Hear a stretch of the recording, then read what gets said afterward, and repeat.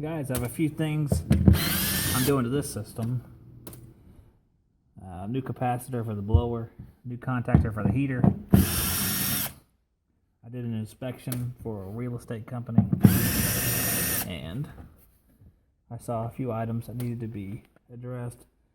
The unit's just a little bit low in refrigerant, not so much that I think is a big concern. It's probably more along the lines it's been low since day one, because it's just a little bit low in subcooling. It's still cooling and heating.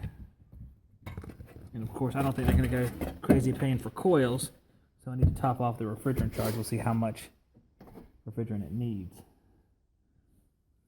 Here's our guts.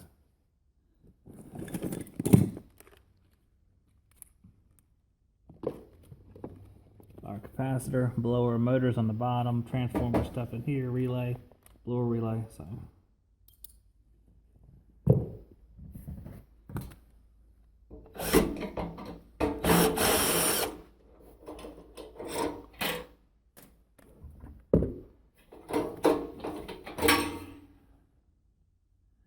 two blacks on one side, one yellow on the other.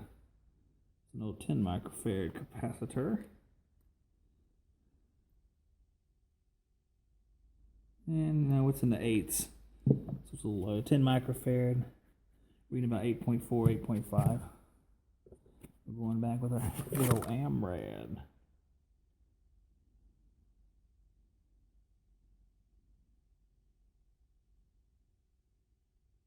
The biggest problem with the AMRAD capacitors here, sometimes there's not enough terminals on top because there's two wires coming into one side, and you have to jump them across. So we have to put a 7.5 and a 2.5 together.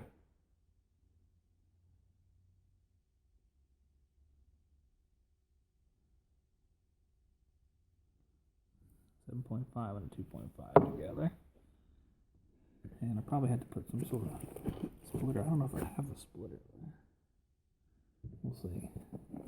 Look into my wiring box. Just don't know. Got plenty of fuses. Piggyback terminals is something I was running low on. Oh, there's one. Not a piggyback, it's just a splitter. That's the one thing I would change about these. I like that it has a nice warranty for them. They stand behind the product. Not this insane lifetime crap. It's just 5 years. Because any capacitor made in the USA that's going to cost more, they're going to have to give you one more reason to buy it.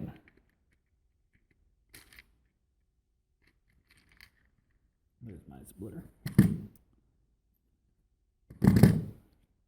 They just need to put an extra terminal on here to make it a little bit easier. I mean, I can put a little splitter on there, but every connection you make has a greater chance something's going to be wrong.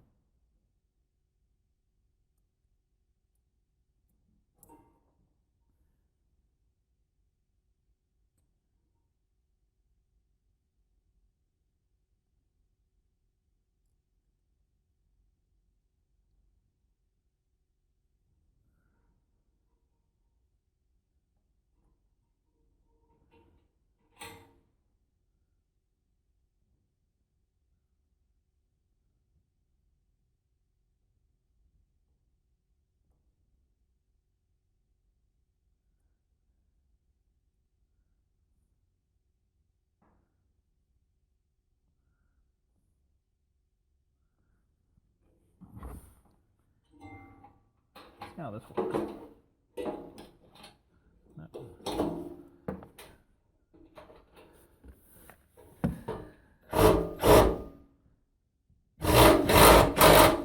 Strange angle. Let me get an extension out.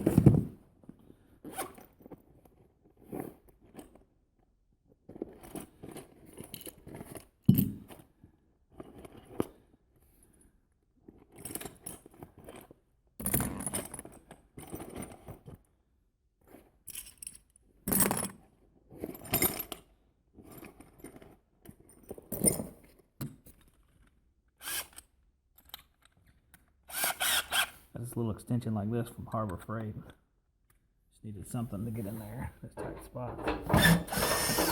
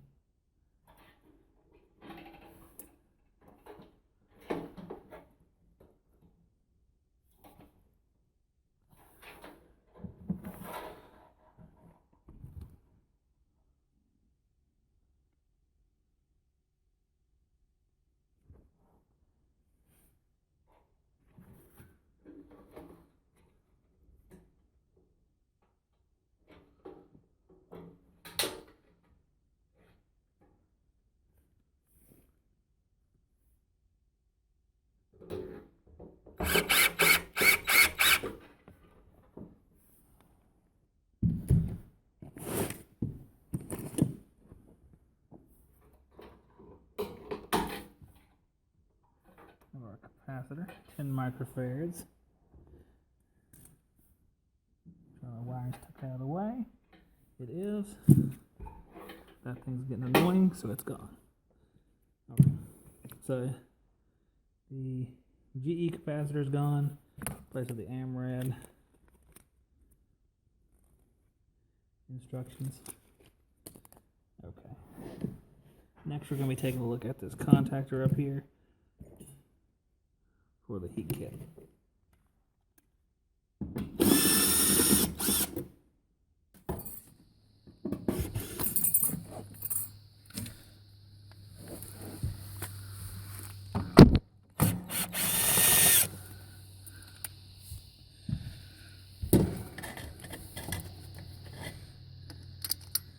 A lot of burn marks on one particular side. If you can see those. One particular contact on this side burned.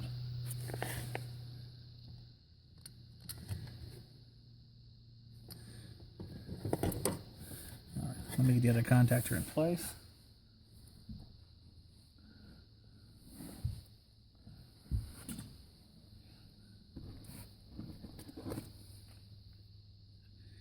Good thing about this one, there's no lugs or anything like that. You can just plug and play. Just make sure your wiring's still tight.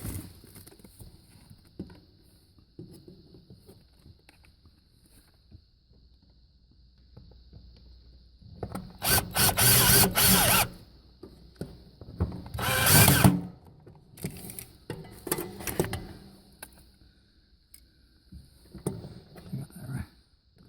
There we are. That's what I meant.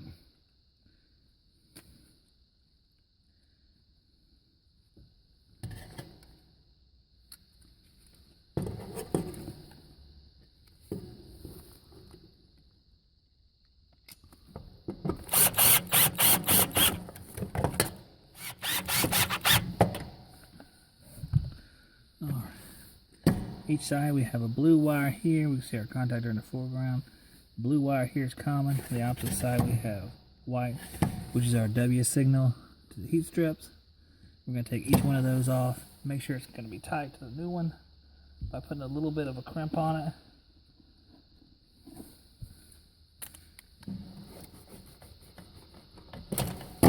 Take this off. When you wiggle them off, sometimes they get loose. A little bit of a crimp on them. There. So we can take it underneath there.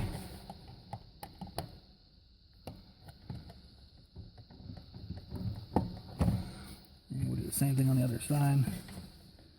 The white.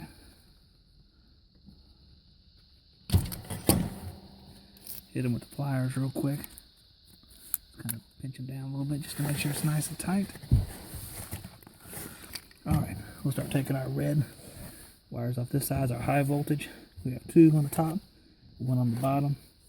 Take off the one first.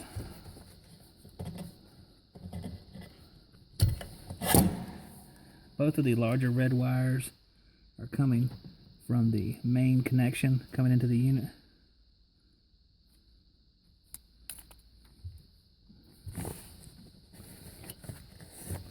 Take these, I'll get my needle nose.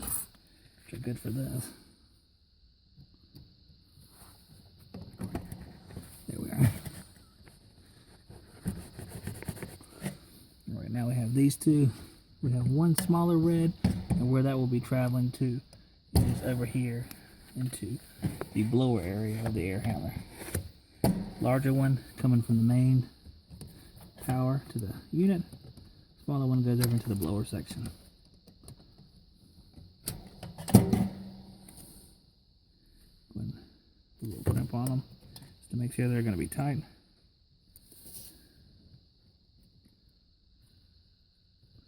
A little bit of pressure.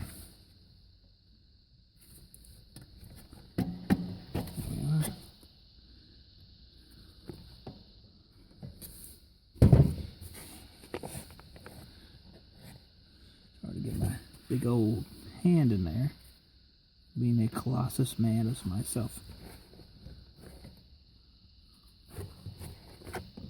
There we go.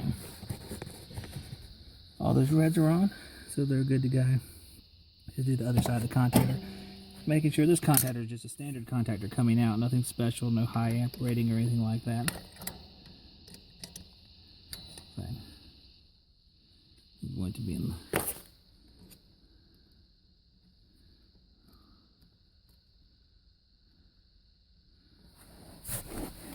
we'll take it down here at the bottom.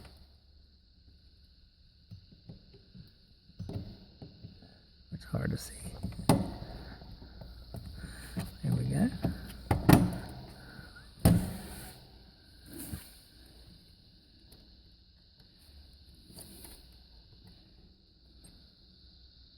Alright.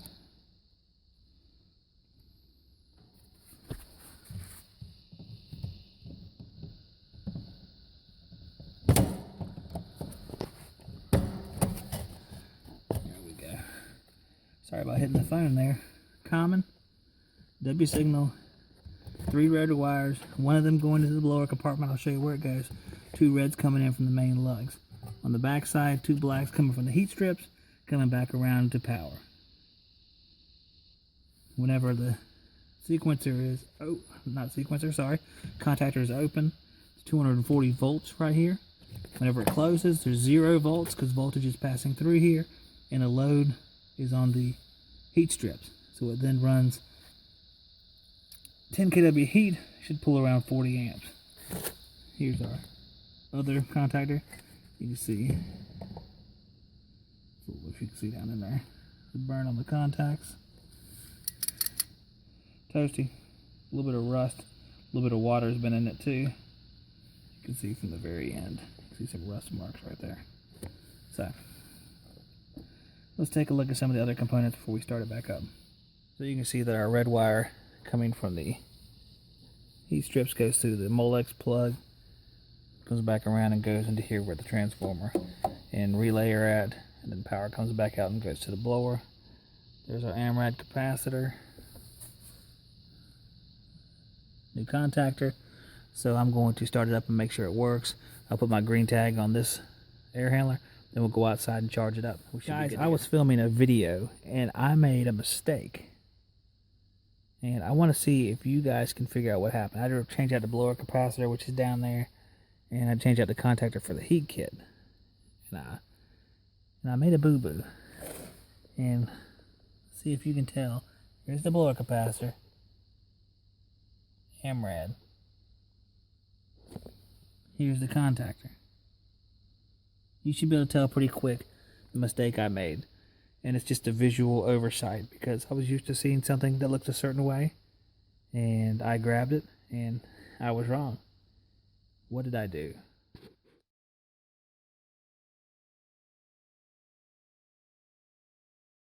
Okay guys, as you can see I have two capacitors. I'm doing very well today. I have 2 contactors. I'm about to remount the capacitor is what I meant.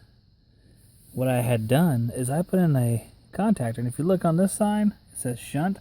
I put in a single pole contactor for the heat strips. I'm not used to seeing these. Usually when I have single poles, they're exposed on that side. So since it was enclosed, I wasn't even thinking about the fact that it was single pole. So now I have 2 contactors because evidently I don't have any 2-pole contactors on the truck right now. So I have them just jump together, and you know, truthfully, we could make it into a single stage, 2-stage sort of deal, but for today I'm just going to jump them together, so they should come on at the same time. We're going to fire the system up, put it into emergency heat, and make sure the heat strips run when they're supposed to. Alright guys, well, we're all back and working now. Got our 2 contactors down there pulling 43 amps, a couple amps for the blower, the rest of it's heat strips. Transformer's shaking away. Whenever I started it back up, it still didn't come on. I was like, you gotta be kidding me. And for some reason, these wires just become loose inside here. 24 volt hots. Once I took it off and redid the connection, it worked just fine. It's kind of funny. But, so this is working fine. I'm gonna let it run for a few minutes and heat up the house, give it a little bit of load so I can run the AC, because it's cool outside today. It's not really the best day for charging, but it's the day I got, so I had to make the most of it. So I'm going to let it run for a few minutes, button it back up, then I'll catch up with you guys on the flip side outside.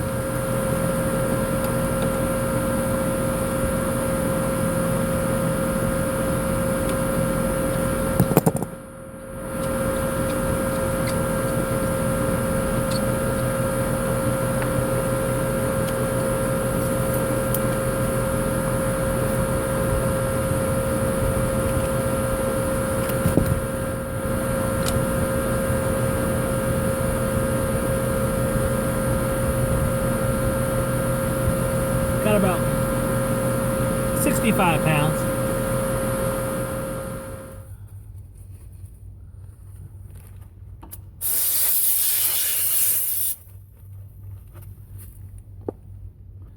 Why do I wear gloves?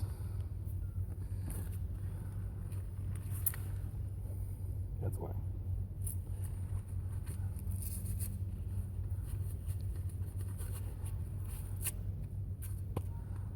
We are going to jump it out to make it run in cooling. The heat strips are running inside, so it's set in heat. This way the house won't cool off too much while we're doing this. We'll jump out the reversing valve to put it into cooling. So all we have to do is find where we can do that, which will be difficult. Let's see. Well, we have our wiring over here. And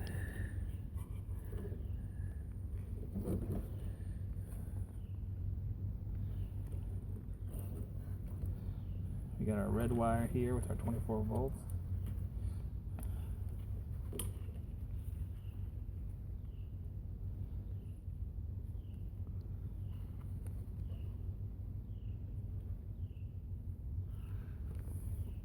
Make sure it's not going to short out on anything. Doesn't look like it. We're going to change the valve. You'll hear it change over.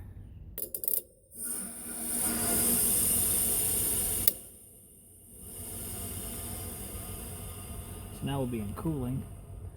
So the heat strips will keep on running, which is good. That means we won't have to worry about cooling off too much in the house, so we can charge as best we can.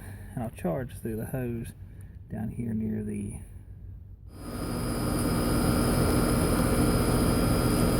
temperature's starting to drop. We'll let them settle out over a few minutes, and then we'll check back in on them, see how we look. On the top you have suction line temperature, the bottom is liquid line temperature. Got the scale in place. I'll put the refrigerant on top of it. This will be R22 because we're just topping this one off. 125 pounds, low head pressure, just over 50. So we're going to add some refrigerant to bring the subcooling up, and hopefully it won't be a whole lot, but we will see. 125 is pretty low even for a cool day. It's about 60 degrees. Condenser is putting out 68 degrees, so not a whole big temperature spread coming through the condenser. Alright guys, I've got my subcooling down to about 8, so I'm going to leave it there, run it in the heat for a few minutes to make sure everything looks okay. 2 pounds and 11 ounces so far, so a little bit more than I thought. Probably should have a leak test done on this unit, but they're just selling the house, so. But we're about done for today anyway. So I'm gonna put it in heat and I should be all finished. Guys, this is our liquid pressure and heating, just over 200, right around 68, 70, and heating as well. The suction sides, everything looks pretty squared away here. 130 degrees, hot gas, 56 degrees coming back to the compressor, so looks pretty good. Overcharge of heating, you have excessive pressure and lower hot gas temperature, because when your superheat goes down to the compressor, you get lower superheat coming out of the compressor, so you won't have that superheated hot gas you would normally have. You'll have a cooler. It'll still be hot, just not as hot. All right, guys, so we got 131 degrees right there. See 131.2. If we look onto our gauge, you can see that the temperature of the refrigerant is right around 110 there. So we have 21 degrees of discharge superheat, according to the gauge there. So that's not completely accurate because there's some pressure loss, but gives you an idea of what we got. All right, so I'm going to finish this one off. I gotta have a little bit of liquid left in my hose here, so I'll probably flip it back into air conditioning real quick and shut it off.